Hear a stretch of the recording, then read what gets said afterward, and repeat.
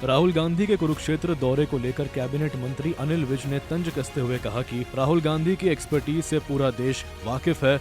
विज ने कहा कि राहुल गांधी अपनी पार्टी को कई चुनाव हरा चुके हैं और वही अनुभव अब वे अपने कार्यकर्ताओं को सिखाने आए हैं। उन्होंने कहा कि जो ज्ञान राहुल गांधी के पास है वही वे नीचे स्तर के नेताओं को देने की कोशिश कर रहे हैं। हालांकि विज ने यह भी जोड़ा कि यह कांग्रेस का अंदरूनी मामला है और भाजपा का इससे कोई लेना देना नहीं है। राहुल गांधी जी का जो एक्सपर्टाइज है वो सारा देश जानता है कि कितने चुनाव ये अपनी पार्टी को अब तक हरवा चुके हैं और जो ज्ञान उनके पास है वो नीचे अपने कार्यकर्ताओं को भी देने आएगा। वैसे जो उनकी अपनी पार्टी का मामला है हमें इससे कुछ लेना देना। भाजपा को नया राष्ट्रीय अध्यक्ष मिलने को लेकर अनिल विज ने पार्टी की संगठनात्मक मजबूती पर जोर दिया। विज ने कहा कि देश की तमाम राजनीतिक पार्टियों में भाजपा इकलौती ऐसी पार्टी है जहां लोकतांत्रिक तरीके से चुनाव होते हैं। उन्होंने बताया कि भाजपा में सबसे पहले बूथ कमेटी बनती है, फिर वार्ड, जिला, प्रदेश और अंत में राष्ट्रीय अध्यक्ष का चुनाव होता है। अनिल विज ने विपक्षी दलों पर तंज कसते हुए कहा कि दूसरी पार्टियां खानदानी और पारिवारिक हैं, जहां ऊपर से ही अध्यक्ष तय कर दिए जाते हैं। उन्होंने कहा कि अन्य पार्टियों में अध्यक्ष चुनने की प्रक्रिया एजेंसी बांटने जैसी होती है। बहुत सारे हिंदुस्तान में जितने राजनीतिक दल हैं, जितनी राजनीतिक पार्टियां हैं, उनमें से केवल भारतीय जनता पार्टी में ही प्रजातांत्रिक तरीके से चुनाव होते हैं। सबसे पहले बूथ कमेटी बनती है, उसके बाद वार्ड बनता है, उसके बाद जिले की कमेटी बनती है, फिर प्रदेश के चुनाव होते हैं, उसके बाद राष्ट्रीय अध्यक्ष का चुनाव। दूसरी पार्टियों की तरह नहीं, क्योंकि वो खानदानी पार्टियां, पारिवारिक पार्टियां हैं, उनका तो प्रधान तो तय है। हमारा नीचे से ऊपर जाते हैं, उनका ऊपर से नीचे आता है।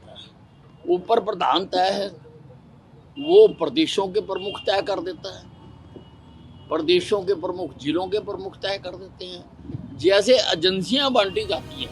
कांग्रेस नेता दिग्विजय सिंह के आरएसएस को लेकर दिए गए बयान पर भी अनिल विज ने तीखी प्रतिक्रिया दी। विज ने कहा कि दिग्विजय सिंह सो कर जागते हैं और नींद में ही कुछ न कुछ बोलते रहते हैं। उन्होंने कहा कि आरएसएस ने हमेशा हिंदुओं को मजबूत करने और देशभक्ति की भावना को आगे बढ़ाने का काम किया है। विज ने दावा किया कि जब भी देश में कोई आपदा आती है तो सबसे पहले आरएसएस के स्वयंसेवक मदद के लिए मैदान में उतरते हैं। दिग्विजय सिंह जी भी सो के जागते हैं और नींद में ही कुछ ना कुछ बोल जाते हैं। हिंदुओं को मजबूत करने के लिए आरएसएस ने हमेशा काम किया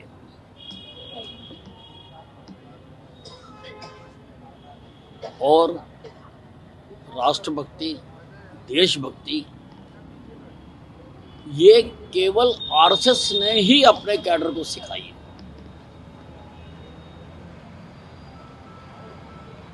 इसीलिए कहीं पर भी कोई देश में आपदा आती है, हमारे स्वयंसेवक सबसे पहले जाकर वहां पर सेवा देने के लिए खड़े।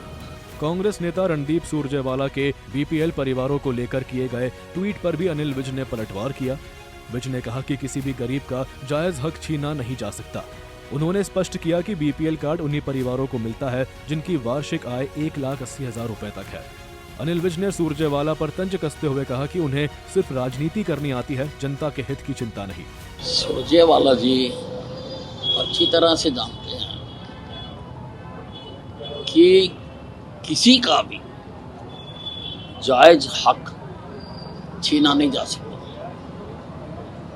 बीपीएल परिवार 1,80,000 आय वालों को ही मिलता है, वो अच्छी तरह जानते हैं। लेकिन उन्होंने तो राजनीति करनी है, उन्होंने लोगों का हित नहीं देखा। कुल मिलाकर राहुल गांधी के हरियाणा दौरे से पहले ही सियासी बयानबाजी तेज हो गई है।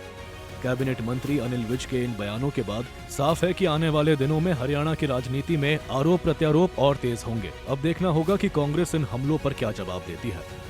ब्यूरो रिपोर्ट, सूर्य समाचार।